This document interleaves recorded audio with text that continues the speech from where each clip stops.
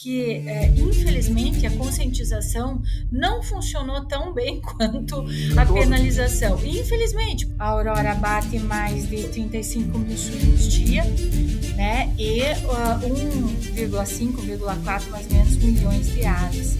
A Aurora não conseguiu mais exportar para a Califórnia devido a algumas questões que estavam ali. Uma delas é que nós teríamos que fornecer tudo com cobre-solta. Uma das questões era o cobre-solta. Olha, até hoje nós temos aí mais de 1 bilhão, praticamente 1,5 bilhão investidos em bem-estar animal, em ações de bem-estar animal. Acima de tudo, eu acho que o respeito absoluto por esses animais que dão a vida para que a gente possa se alimentar, né?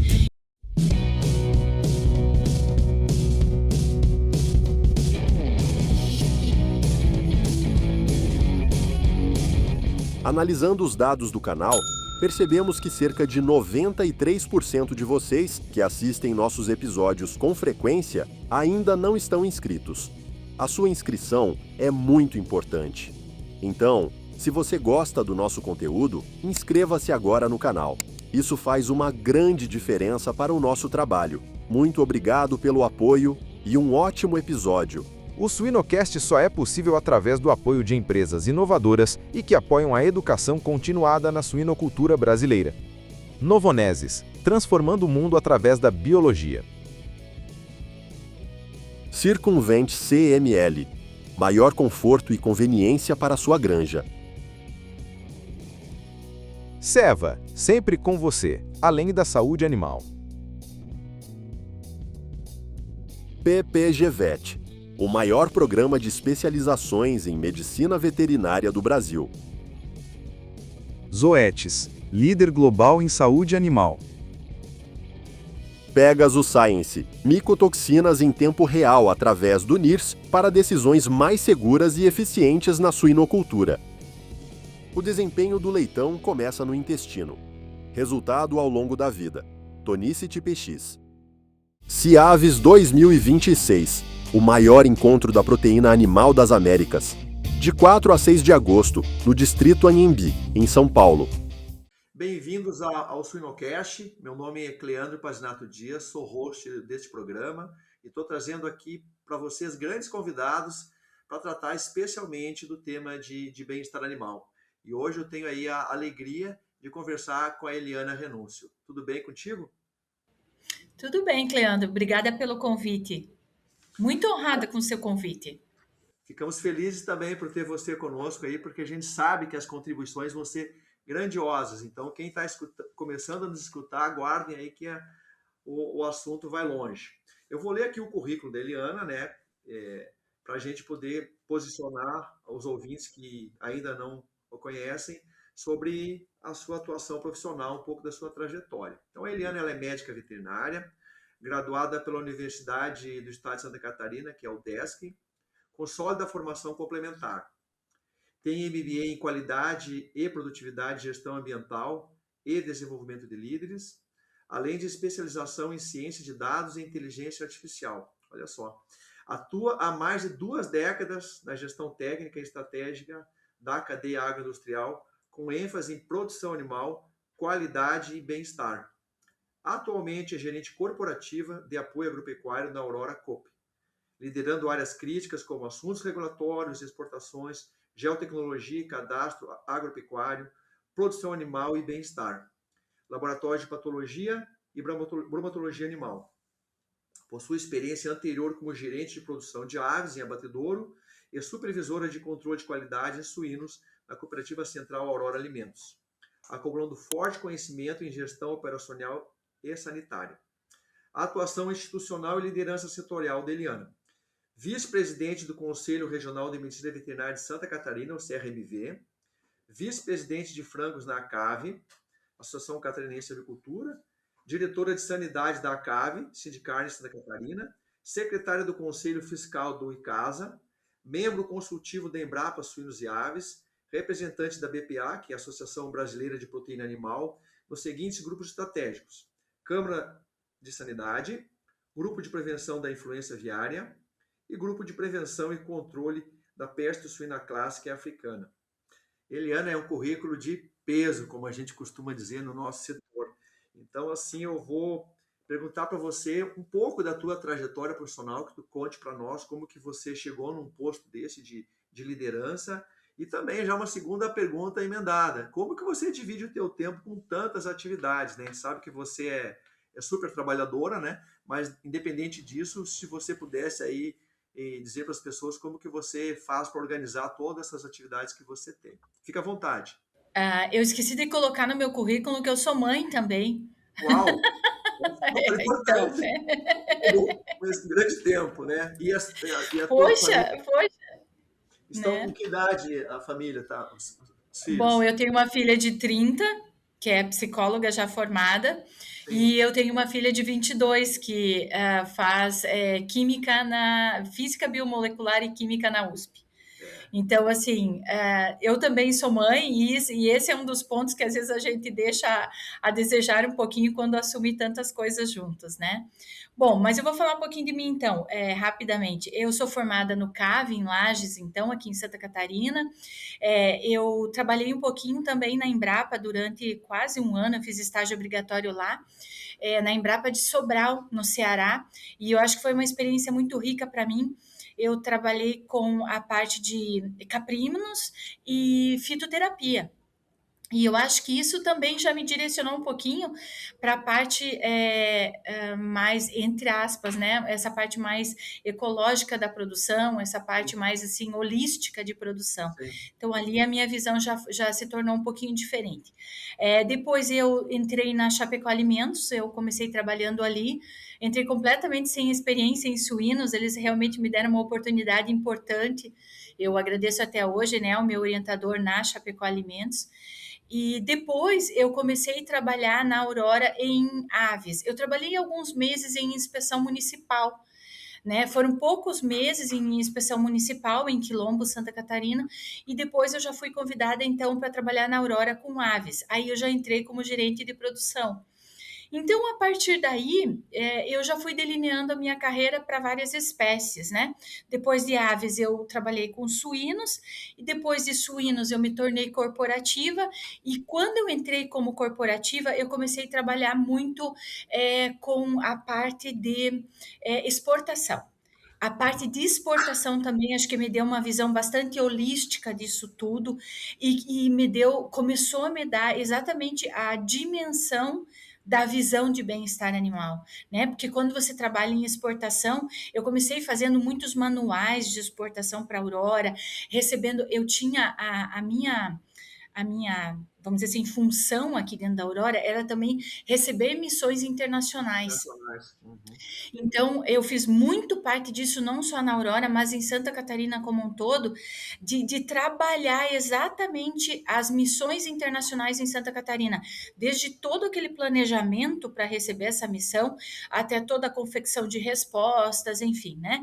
E isso me deu uma boa visão, não só de BEA, mas de todos os assuntos regulatórios e do que era necessário para exportar, Perfeito. Entender né? o cliente que levava de Santa Catarina, leva, é o maior exportador de carne suína, então esse é um interessante, muito interessante essa experiência com esse, olhando o lado do consumidor, né? Também do cliente. O futuro da proteína animal passa por São Paulo. De 4 a 6 de agosto de 2026, o CIAVES reúne os líderes da produção mundial de alimentos, mais de 400 expositores, cerca de 100 agroindústrias exportadoras e compradores de dezenas de países. Negócios, inovação e conhecimento no maior encontro da proteína animal das Américas.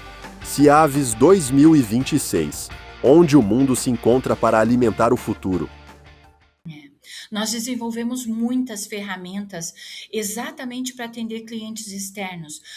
Santa Catarina se voltou bastante ao mercado externo, né? Se especializou bastante no mercado externo. E com isso, o nosso crescimento profissional também, porque a gente acabava fazendo parte, por exemplo, né? Eu fiz parte de um grupo que montou toda a parte de rastreabilidade da carne suína aqui no estado. Então, nós trabalhamos anos essa temática, porque nós queríamos o mercado do Japão e o mercado dos Estados Unidos, mas inicialmente até a ideia era Europa, né? Europa e Japão. Mas depois essa situação toda se voltou para o mercado do Japão e dos Estados Unidos, que Santa Catarina realmente conquistou, né? Sim. Então, isso tudo são aprendizados assim únicos, né? Sine qua non, né? Para quem está trabalhando na área, acaba enriquecendo muito realmente o aprendizado. E assim, Eliane, e quando que efetivamente entrou a área de bem-estar animal na tua agenda profissional? Que você passou assim, olha, assumir que esse é um tema que ele é de alta relevância, ele é estratégico para as empresas, essa questão toda de clientes, enfim. Quando que você percebeu isso e que isso internalizou em você e que a partir dali você incorporou na tua agenda, porque hoje você é a maior representante da Aurora Coop nesse tema, né? Então, como que isso começou na tua trajetória profissional dentro da Aurora? Então, como é que o bem-estar entrou na minha agenda, né? Eu preciso dar mérito também a algumas pessoas que fizeram parte, inclusive, desse conhecimento, da construção desse conhecimento, porque bem-estar foi toda uma construção. Assim como no Brasil como um todo, e eu acredito que na Europa não foi diferente, o bem-estar animal vem sendo construído. Isso entrou para mim mais ou menos nos anos 2000 ali, 2007, 2008, por ali. Eu tive pessoas que influenciaram e eu comecei a ver, por exemplo, vou dar um exemplo, né, de alguns nomes, vou tentar não ser injusta, mas eu vou dar alguns exemplos. Por exemplo, a Charlie. A Charlie era uma pessoa, né, que já na época trabalhava o bem-estar animal, ela estava, se não me engano, na Embrapa na época, ou na WSPA, na verdade, ela estava na época, né? E eu tinha também o Osmar Dalla Costa na Embrapa, que também tinha mais ou menos a mesma linha de pensamento. Então, nessa época, não só através dessas pessoas, mas a Aurora tinha muita intenção de especializar a sua produção para exportação. Então, uma vez tendo essa intenção, nós precisávamos trabalhar vários quesitos que eram importantes sim para a exportação. Uma delas era a sanidade, né? E a sanidade oficial, inclusive, né? Então, foi trabalhado sanidade oficial, foi trabalhado rastreabilidade, foi trabalhado, então, alguns temas que eram elementares para a parte de melhoria das exportações, especialização da produção para exportação. Um dos temas era bem-estar, mas a gente percebia que o bem-estar não estava ligado somente à questão das exportações, mas é uma questão de sustentabilidade também. E a pauta da sustentabilidade também começou a vir muito à tona nos anos 2000 ali, né?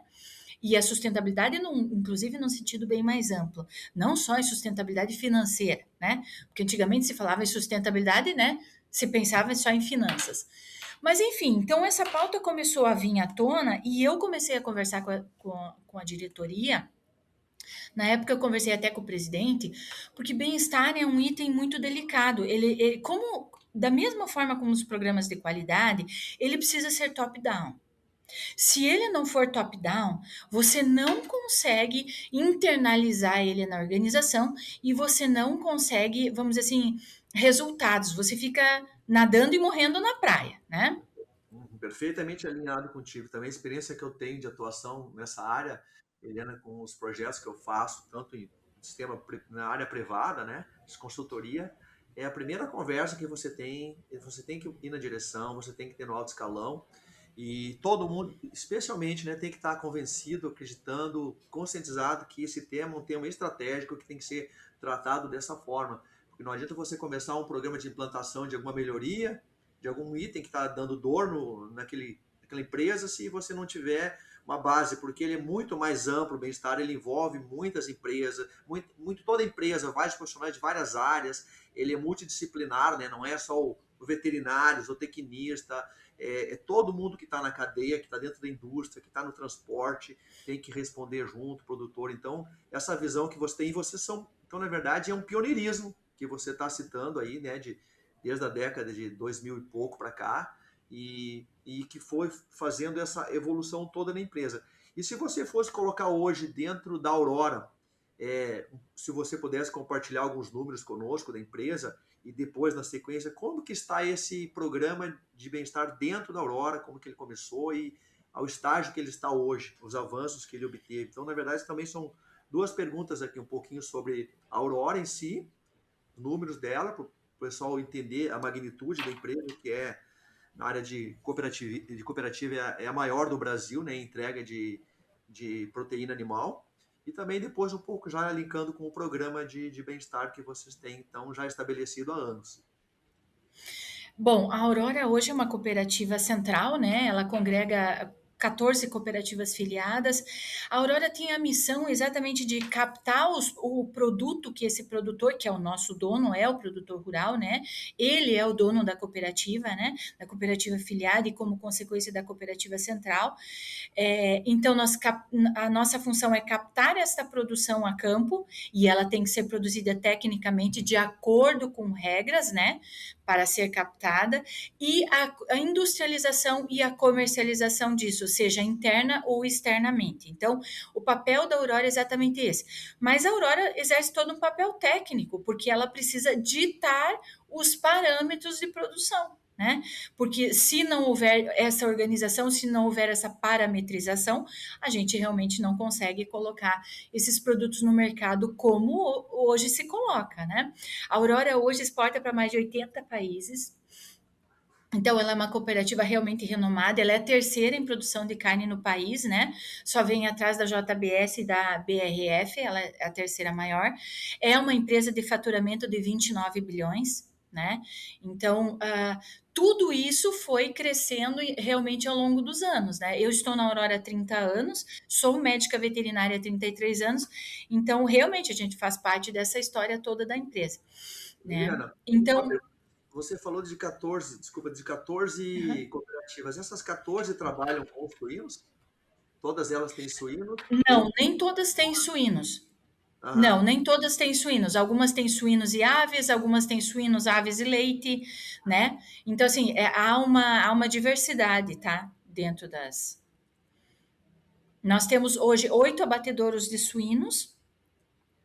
E em relação ao programa que você perguntou, Cleandro, você imagine que realmente foi um desafio num primeiro momento, porque, primeiro de tudo, a gente tinha que entrar. A gente tinha que entrar com toda essa ideia, né? Segundo, que não era uma coisa muito comum na época você falar em bem-estar animal e, inclusive, nas consequências, né, de você não ter bem-estar animal. Então, assim, ó, existiu toda uma situação cultural inicial em relação à implantação de programa de bem-estar animal, mas nós temos uma característica no nosso sistema que é exatamente isso: a Aurora dita as regras técnicas e comerciais do negócio.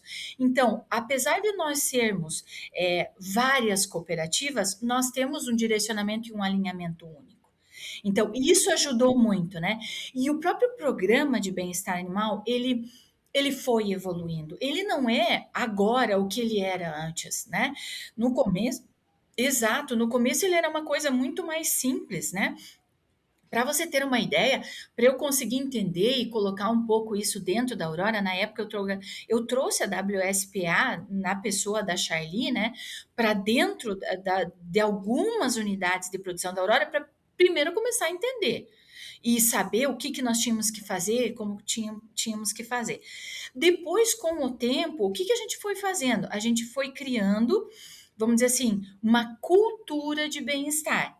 Então, além de controles, cultura, a gente foi avançando dessa forma.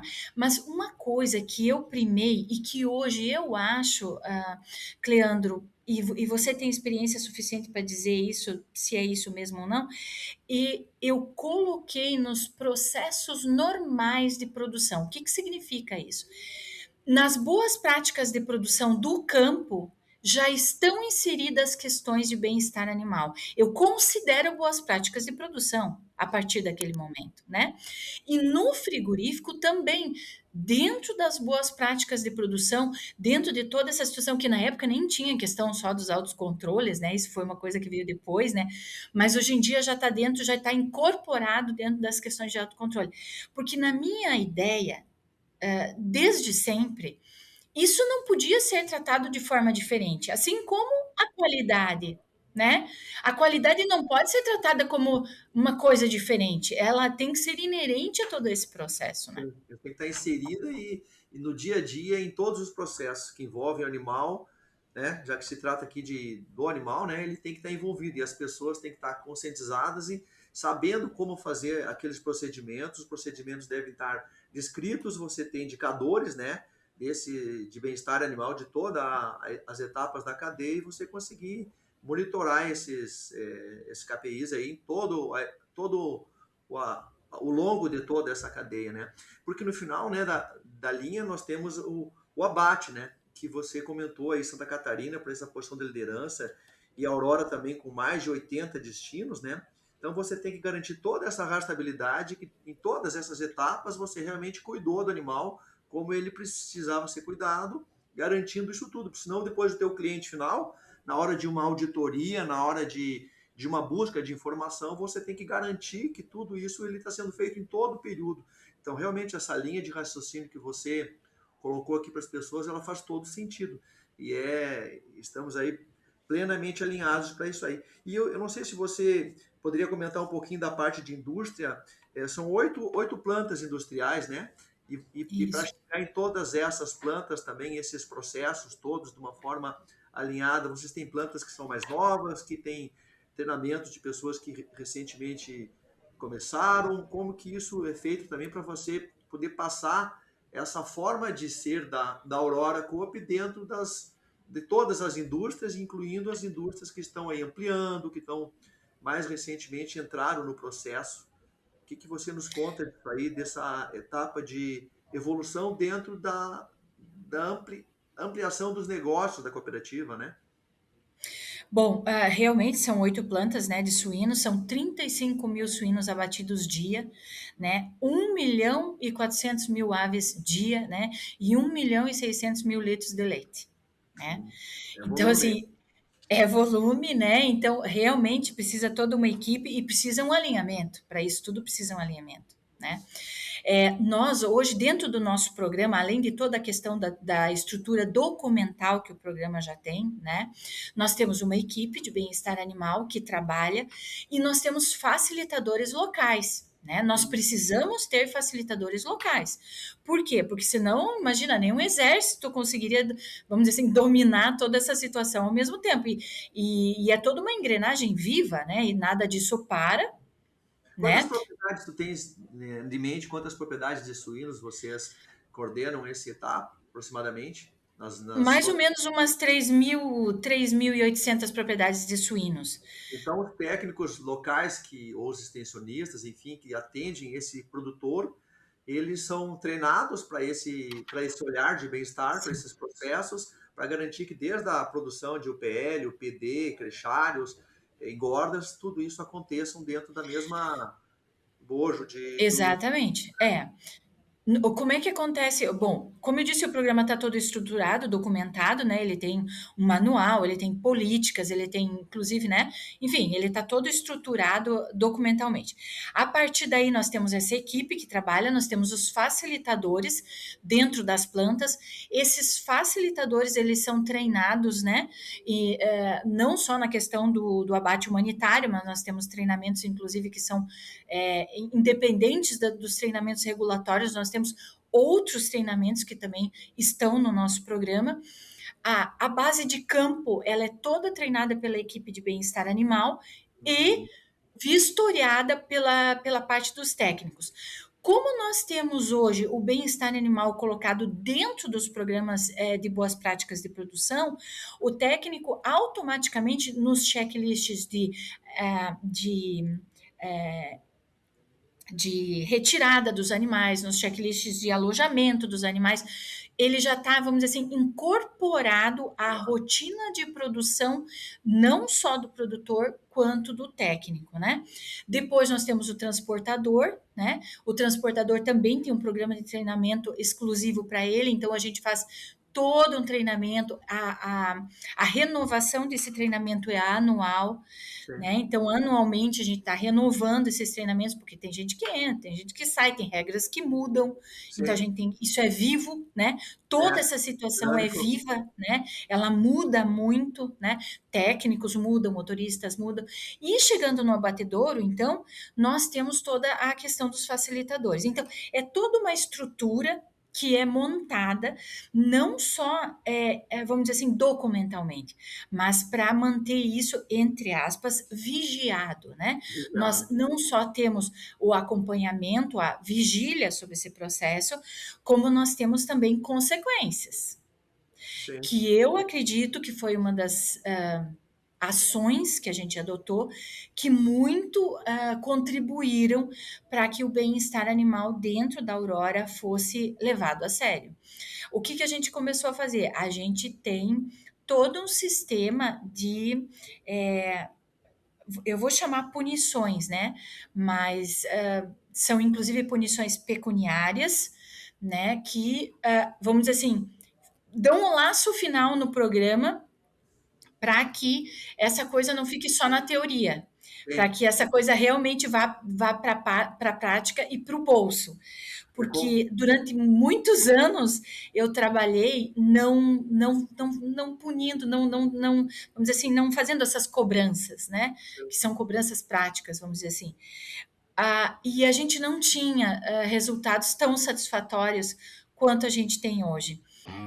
Líder global em biosoluções, a Novonesis promove melhoria na performance animal, por meio de probióticos que fortalecem a saúde intestinal e a produção de forma sustentável. Para suínos, apresentamos o Solpreme, probiótico que pode ser utilizado em fêmeas suínas durante a gestação e lactação e leitões na fase de creche. Compatível com os principais aditivos alimentares utilizados na suinocultura, as 2 cepas selecionadas e específicas de Solpreme protegem a porca como patrimônio, inibem patógenos, melhoram a saúde intestinal e a uniformidade dos leitões. Porque está tudo conectado. Novonesis. Mais do que ciência, entregamos propósito. Bem-vindo à era das biosoluções.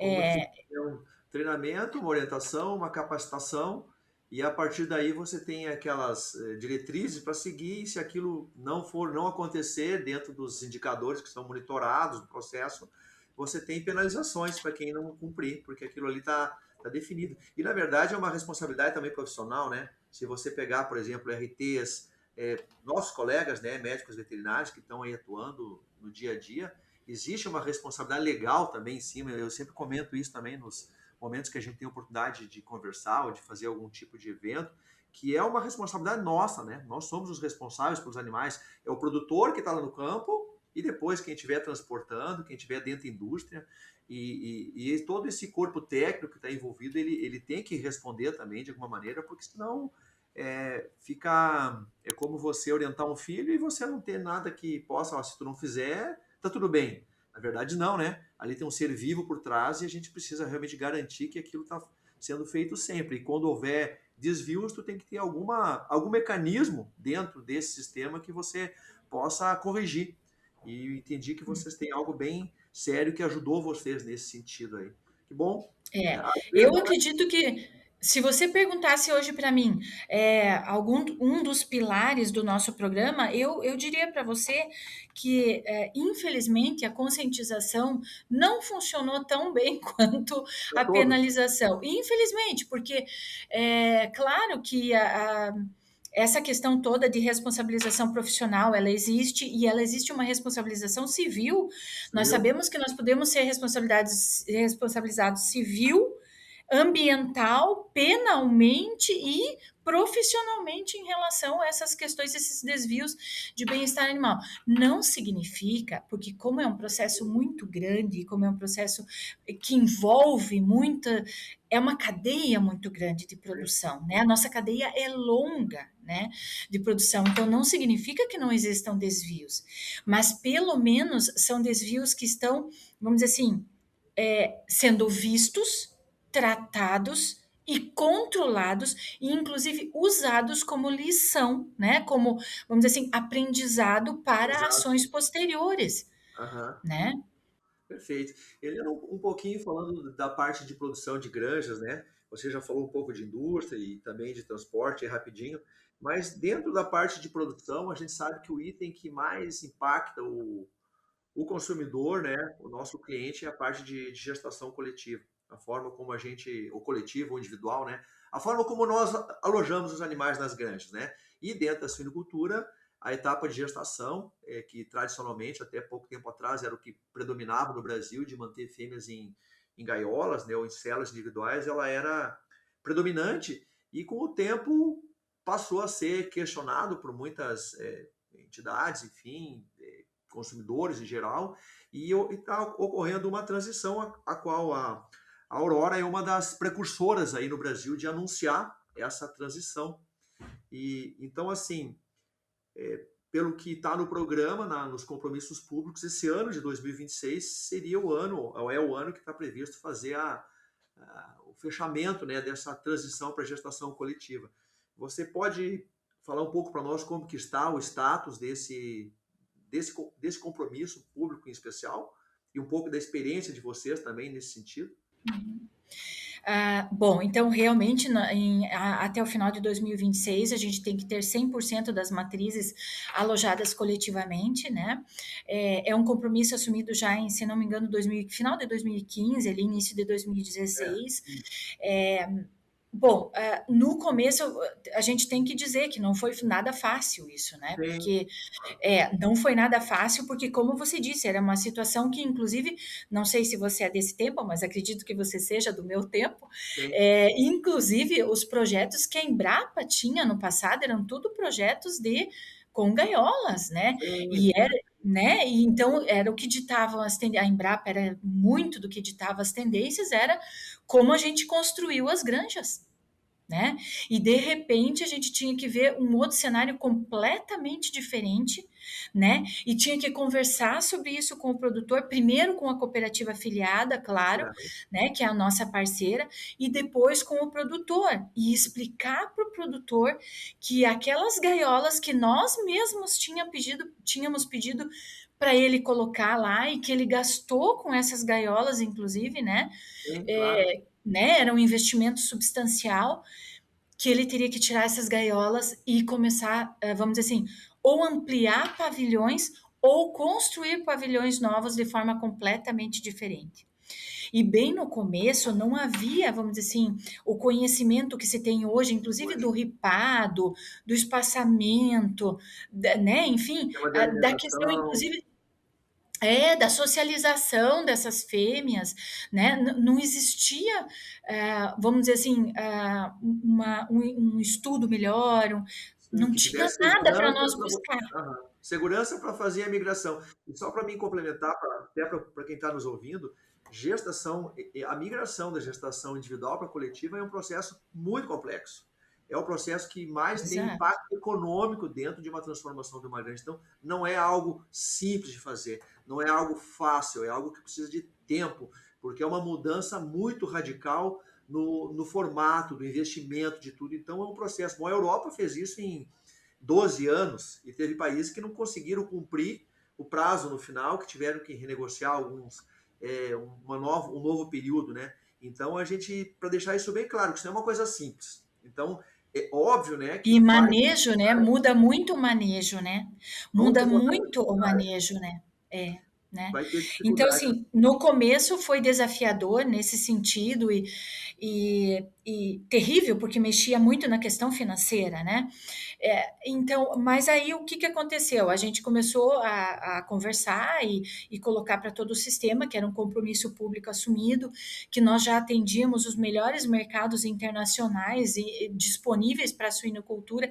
A Aurora já era mantenedora desses mercados, então a Aurora não tem como dar ré, voltar para trás em algumas coisas, né? E resumindo, a gente foi conversando, construímos uma cartilha, conversamos com consultores, acho que até com você a gente chegou a conversar na época também, conversamos com conhecedores, consultores sobre o assunto, construímos uma cartilha. A partir dessa cartilha, a gente começou a ensinar o que a gente sabia até o momento para as pessoas. Essa cartilha existe até hoje, ela só está sendo, vamos dizer assim, renovada, revisada, melhorada, né? Mas ela existe até hoje, né? Então, fomos construindo um conhecimento conjunto, a gente ia nas reuniões técnicas e conversava com os técnicos sobre as dúvidas, ou a gente trazia consultorias que poderiam nos ajudar, que já tinham visto isso, vamos dizer assim, ou em outros países, ou já tinham granjas, né, que já tinham adotado, e a gente foi construindo. De que forma nós fizemos, então? Hoje nós temos 85% já migrado, né? E essa parte de 15% nós também já estamos trabalhando nesse ano, e o que a gente não queria era a exclusão de produtores. Perfeito. Né? Então, isso realmente a gente não queria, porque a cooperativa tem toda uma finalidade social também. Nós somos, vamos dizer assim, socialmente responsável pelo nosso associado. E nem todos os associados, por exemplo, seriam aceitos numa outra integradora, porque eles são muito pequenos, porque eles não têm capacidade de financiamento, eles não têm capacidade, mão de obra toda familiar. Então, enfim, é uma característica social que a cooperativa tem.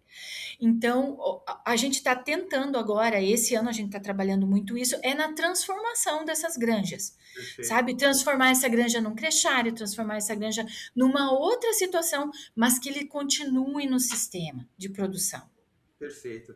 E assim, Eliana, nesse mesmo tema de gestação, recentemente, nesse ano, a empresa anunciou, ano passado, na verdade, a migração também para os projetos novos, trabalhar com o sistema cobre-solta. Esse foi um avanço natural? O que você conta dessa decisão também? Porque a gente sabe que, vamos botar aqui entre aspas, né, legalmente, ou seja, em termos de normativa, o produtor de suínos no Brasil hoje, ele tem aquele que já trabalhava na época que a IN 103 foi colocada em vigor, ele tem até 2045, até janeiro de 45, para fazer a transição e pode ainda manter as matrizes até 35 dias numa cela individual. No entanto, vem a empresa Aurora Coop e anuncia que projetos novos, né, em novas unidades, vai adotar o sistema cobre-solta.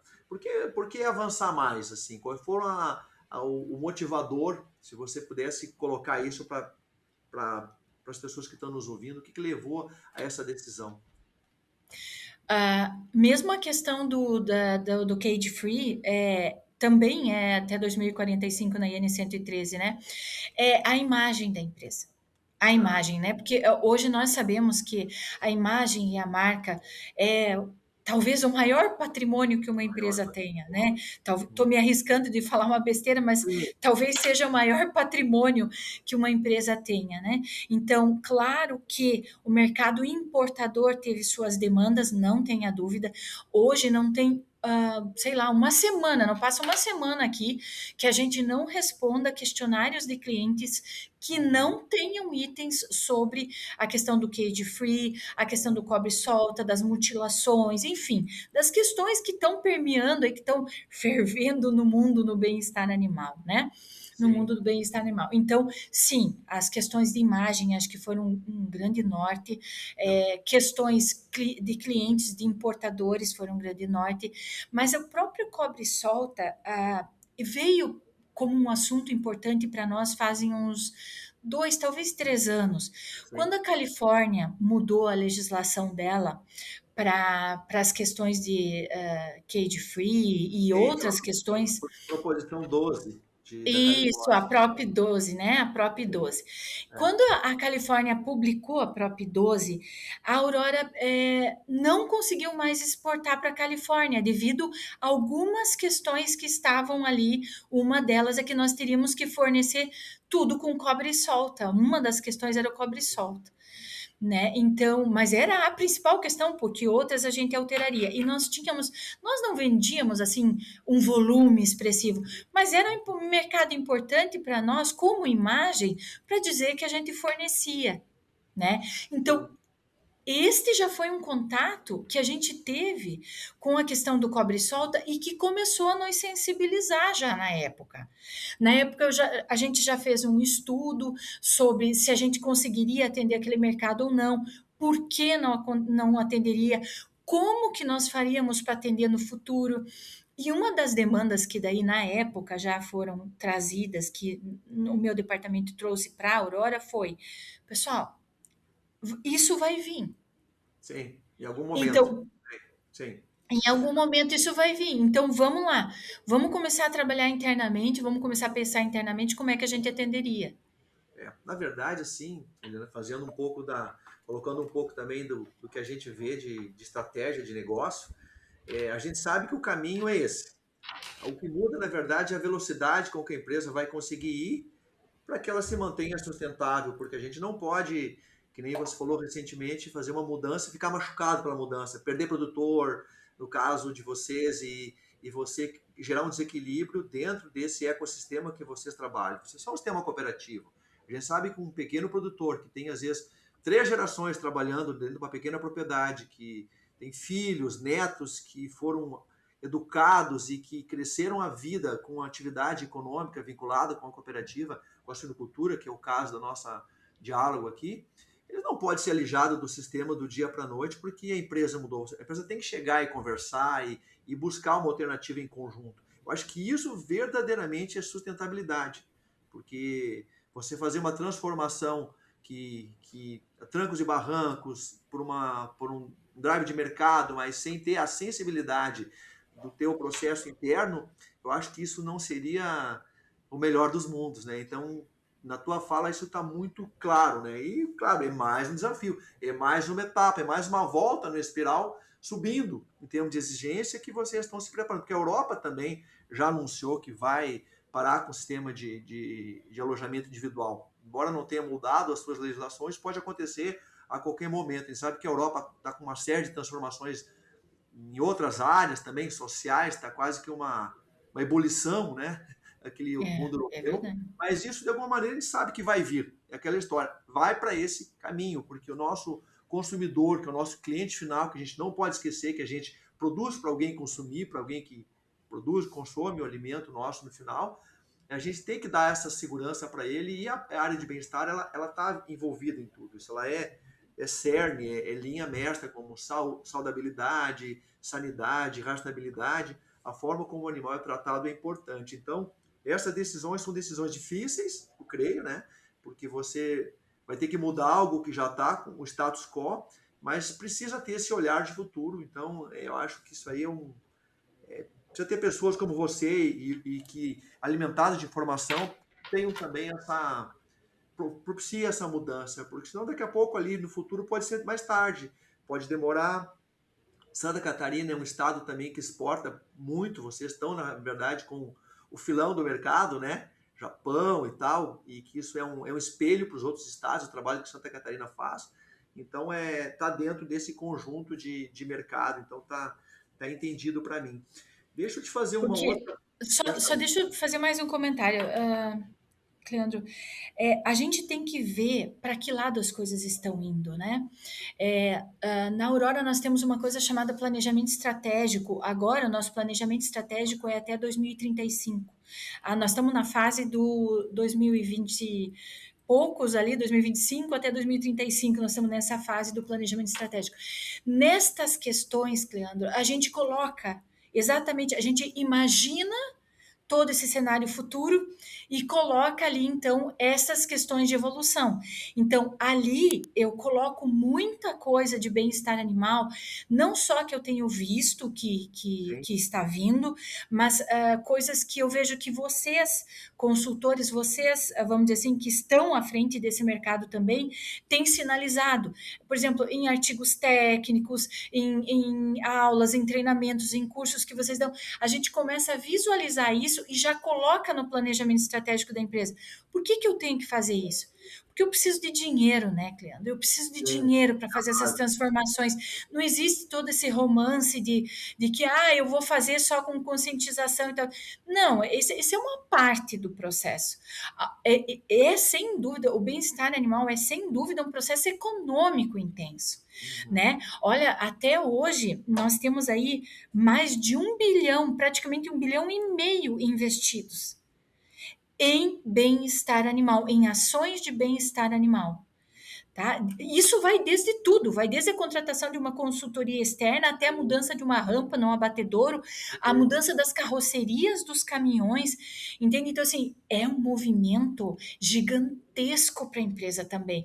Você não troca só procedimento, você investe nisso.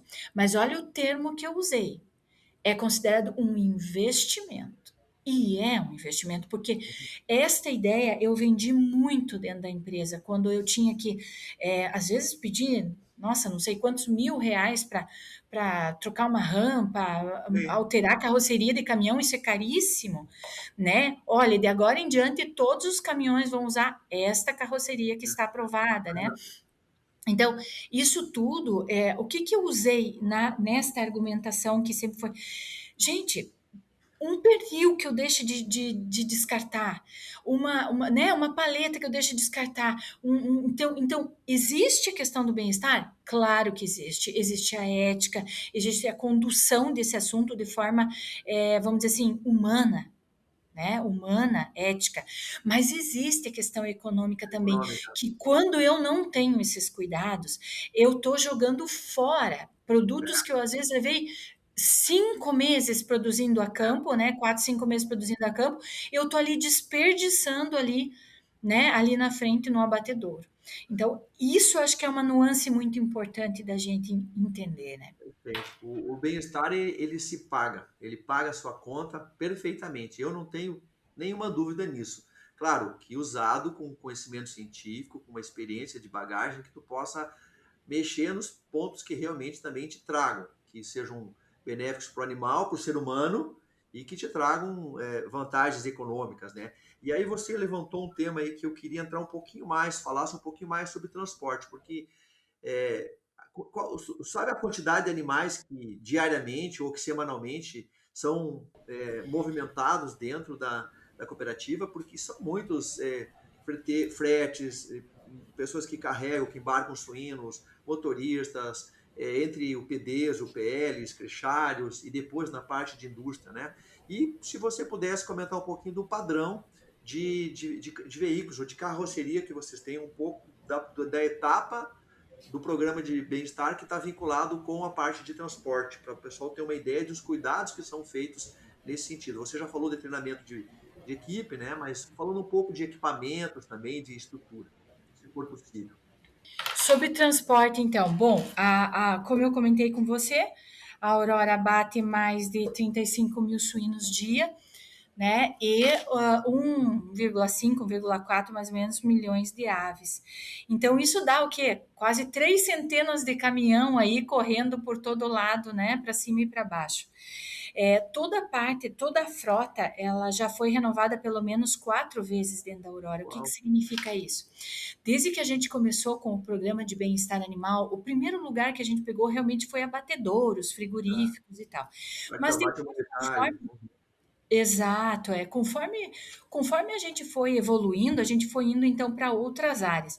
Uma das áreas, assim, uma das primeiras áreas que a gente olhou foi a parte das carrocerias, né? Na época, assim, não havia nenhum direcionamento, nenhuma especialização das carrocerias também para bem-estar animal e para bem-estar humano, né, Cleandro? Porque a gente está falando, né? A gente está falando ali de pessoas, né? Pessoas que têm que ficar carregando esses animais, que têm que ficar lidando com esses animais e lidando com regras, né?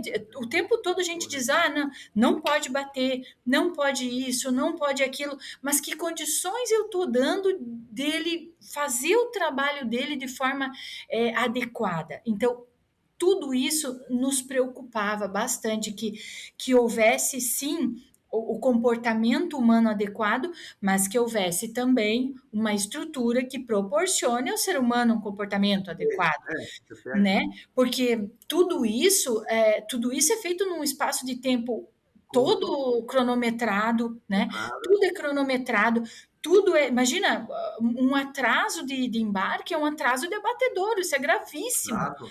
É um né? dominó, é uma cadeia toda que vai depender daquilo aí. É um efeito dominó. Exatamente. Exatamente, exatamente, exatamente. Então, essa questão da estrutura de carrocerias também, ela foi muito mexida dentro da Aurora. Eu acredito que na área de suínos nós já temos praticamente 52 milhões investidos na parte de transporte, Transporte. melhorias de transporte, tá? Uhum. Aves também, aves até se investiu mais. Aves, eu acredito que o investimento até já foi maior, foi mais de 100 milhões aí em investimento. E investir também, porque não basta você ter a estrutura, não basta você ter o manejo e você não ter um motorista apto ali, Ah, né? uhum. Né? Você precisa. É todo um quebra-cabeça que, se você não montar direito, uma peça ali já faz um gap importante. Você Então, atrasa.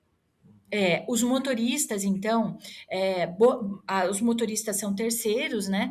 Então, nós precisávamos também trazer eles junto em relação a toda essa questão de procedimentos, a forma de dirigir, né?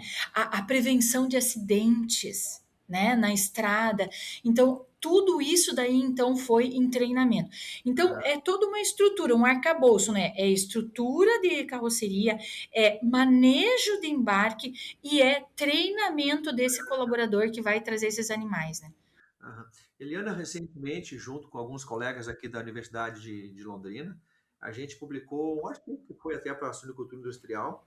A gente pegou os dados do SIGCIF e da Embrapa dos anos anteriores e a gente identificou, está no meu Instagram e está no meu site também, quem quiser acessar esse artigo, um artigo técnico, né? E a gente percebeu que a mortalidade de suínos no período de abate, ela não tem, ela está crescente no Brasil nesse período final. Estou falando como cadeia aqui, não estou falando como de nenhuma Sim. empresa em particular, né? Então, eu acho que a gente tem ainda, embora os avanços de melhoria de carroceria, de treinamento, de capacitação, de equipe de embarque, de carregamento, de produtor, que tudo isso está dentro da etapa final de pré-abate, que tem que ser levado tudo junto, porque não adianta você mudar um estressor e tem outros tantos que vêm depois, que o animal chegue em ótimas condições de sanidade, de limpeza, né, porque ele vai virar um alimento dentro da indústria, mas a gente ainda tem um nível de perdas aí na casa de 0,8, 0,9% no Brasil. Em transporte? Em transporte. Forte na parte de final.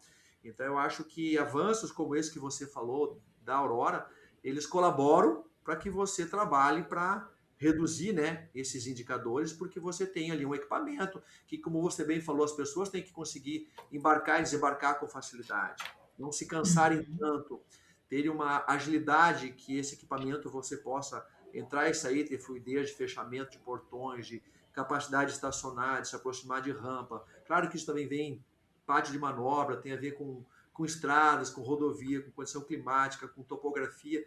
Tem todo um conjunto que para cada empresa tem a sua ideia O de seu transporte. quebra-cabeça, né?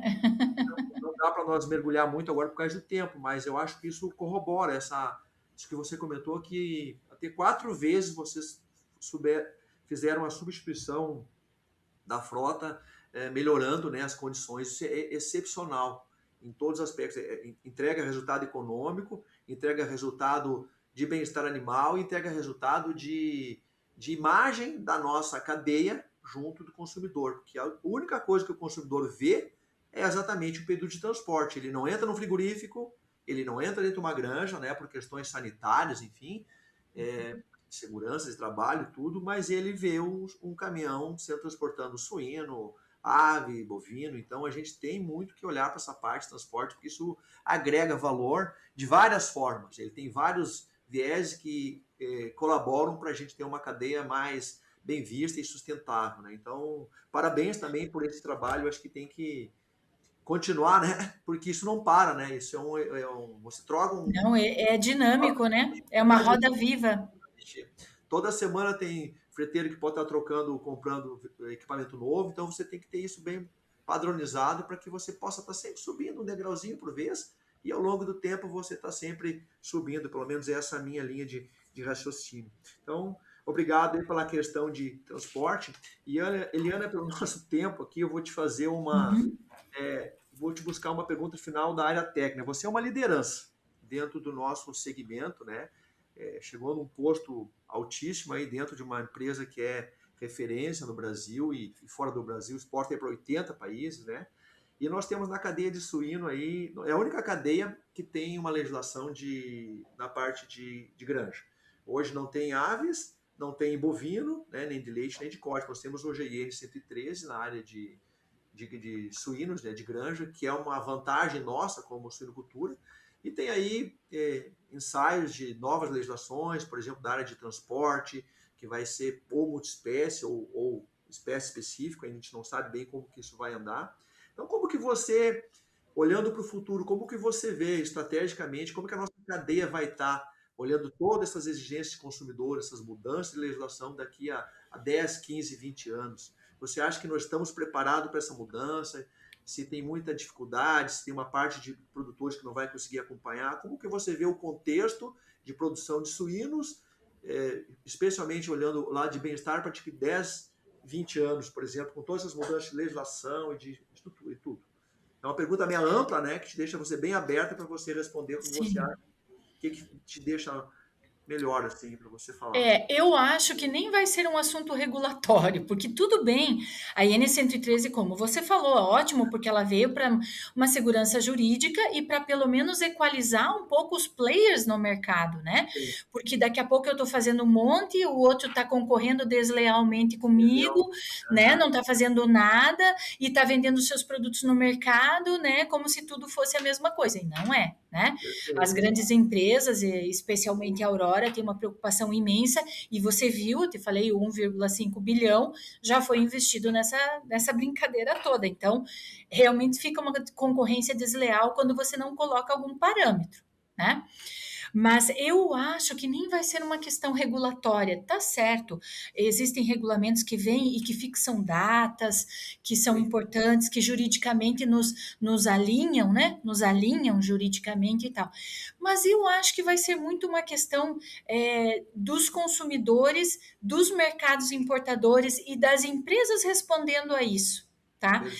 O próprio cobre e solta que a gente conversou há pouco, ele foi uma evolução do cage free. A gente sabia que ele ia vir como uma evolução natural do cage free, né? Assim como qualquer tipo de mutilação ou etc, né? Marcação que seja nociva ao animal também é uma evolução que está vindo e tem que vir mesmo, né? Então, eu acho que nós vamos surfar a onda muito da opinião do consumidor, da visão do consumidor sobre isso tudo, tá? Existe sim uma necessidade imensa de nós equilibrar isso com sustentabilidade econômica, não tenha dúvida. Nós não podemos quebrar a empresa para fazer bem-estar animal, né? E nenhuma empresa deve quebrar para fazer bem-estar animal porque daí alguma coisa está errada, né? Nós precisamos manter este equilíbrio. Eu acho que tudo vai determinar equilíbrio, porque o consumidor também tem um limite pelo que ele quer pagar, pelo que ele se dispõe a pagar. A gente viu nas pesquisas de consumo que o consumidor não se... alguns consumidores, um nicho de mercado se dispõe a pagar mais por animais que são, entre aspas, que tiveram uma criação dentro do bem-estar animal, dentro das regras. Mas tem uma boa parcela da população que não é que ela não se importa, talvez ela não consegue se importar com isso, porque tem necessidades mais prementes. Então, o equilíbrio entre tudo que nós temos que fazer para ser éticos, para ser, né, vamos dizer assim, coerentes em relação ao bem-estar animal, tem que casar com essa parte comercial que o consumidor tem que poder pagar. Digamos assim, primeiro ponto, você destacou que as mudanças que vão acontecer, possivelmente elas vão ser aceleradas de forma voluntária, não seriam de ordem normativa. Isso ficou Eu claro. acho que não. Ok, até porque, por exemplo, a avicultura, a gente vende um horror de frango, né, no mundo, e a gente não tem nem normativa em frango de corte. e temos em suíno, que não é a cadeia que tem o mesmo volume de exportação de frango, né? O frango é o que o Brasil produz de carne suína, o Brasil exporta de frango, de carne de frango, né? Então esse é o primeiro ponto, a questão de ser voluntário.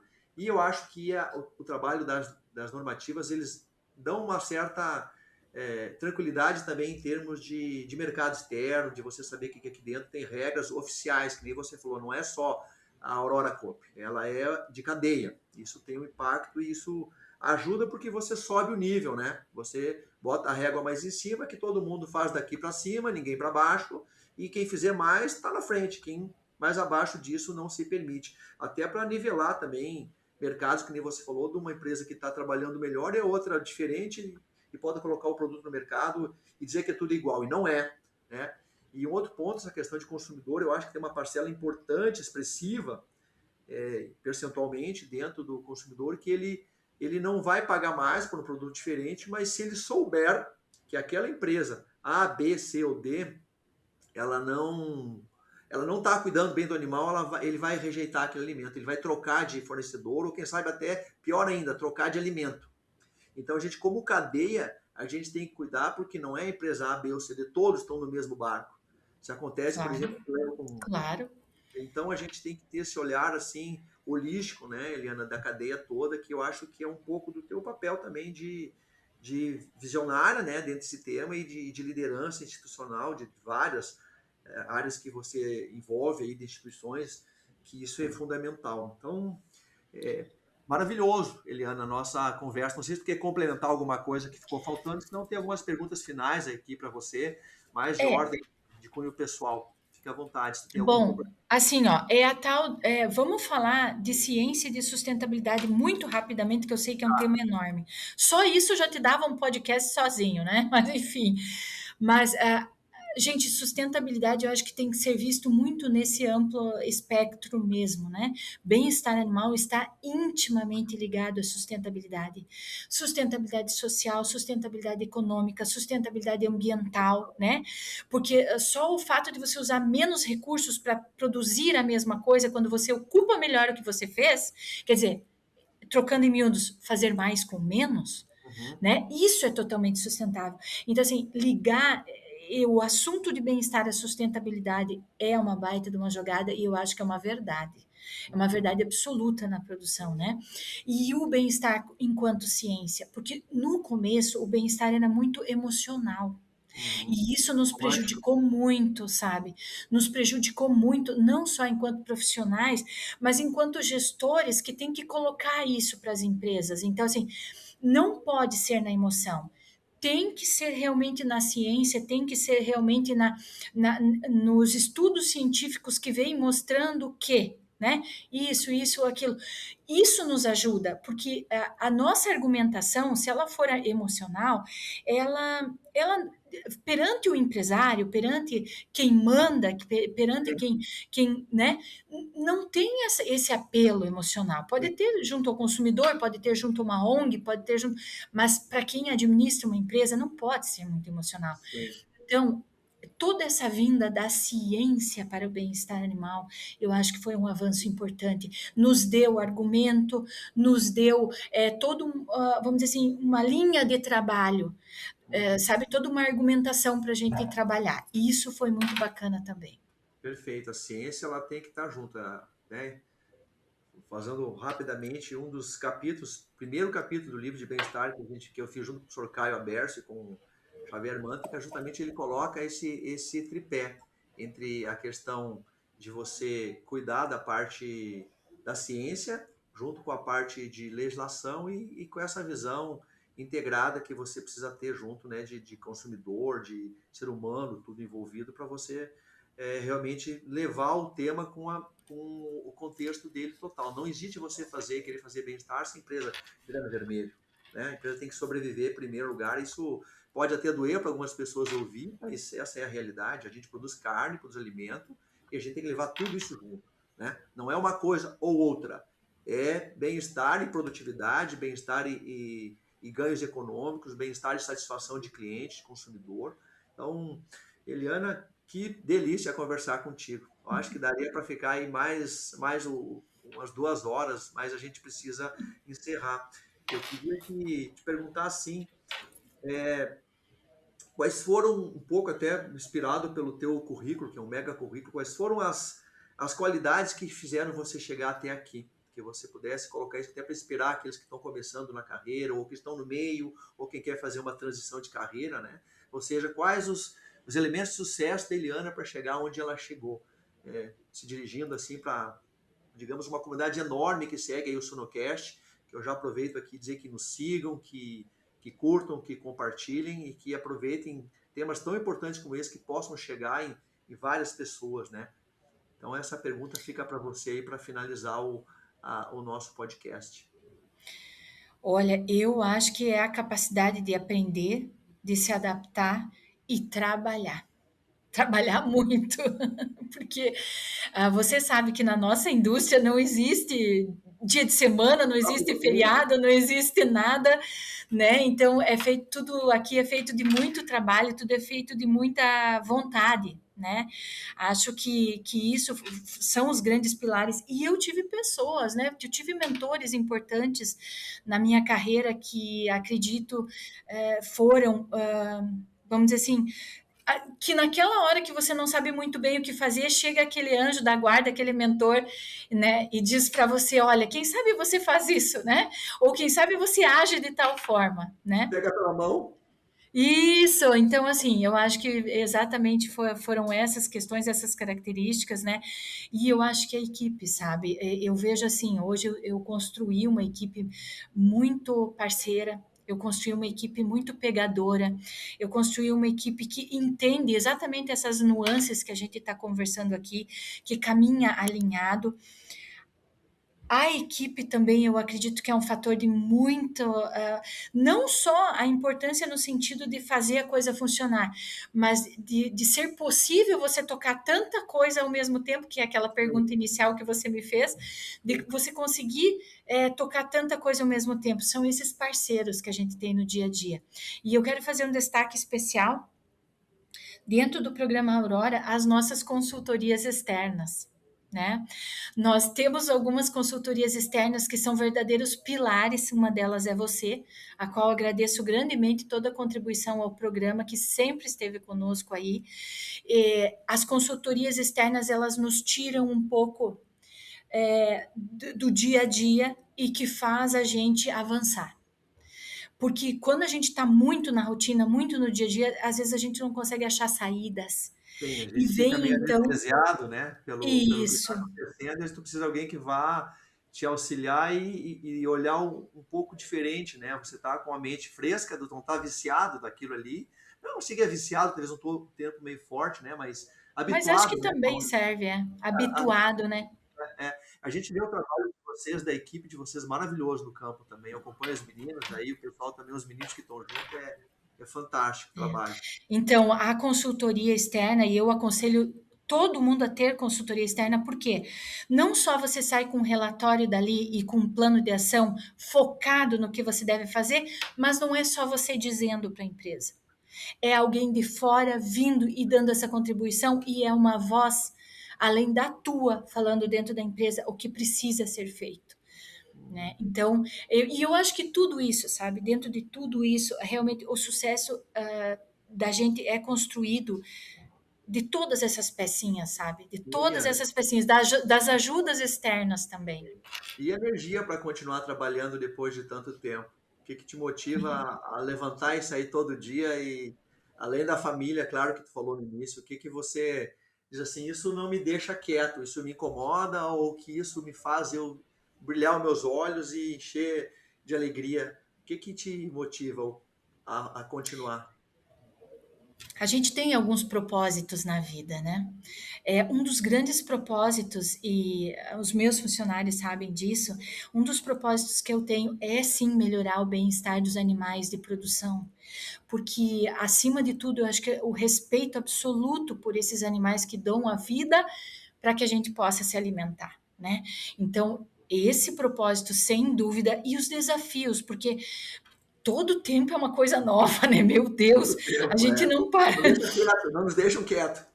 Nossa, a gente não para um minuto, a cabeça a mil o tempo todo, né? Então, esse gás dos desafios, do tempo todo você ter que inventar, você ter que sair de uma dificuldade, você ter que criar um processo novo, às vezes totalmente disruptivo, totalmente Disruptivo. diferente do que você fazia, Uhum. entende? Então, isso acho que é realmente um baita de um combustível.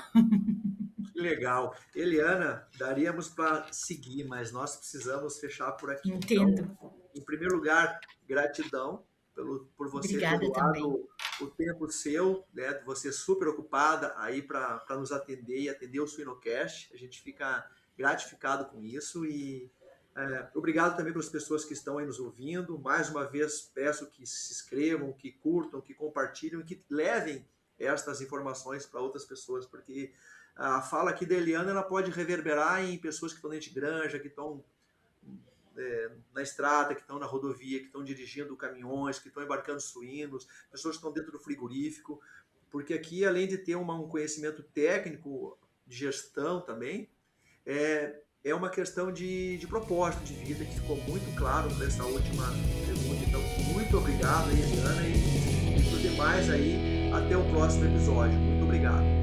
Obrigada também, Cleandro. Muito obrigada pelo convite.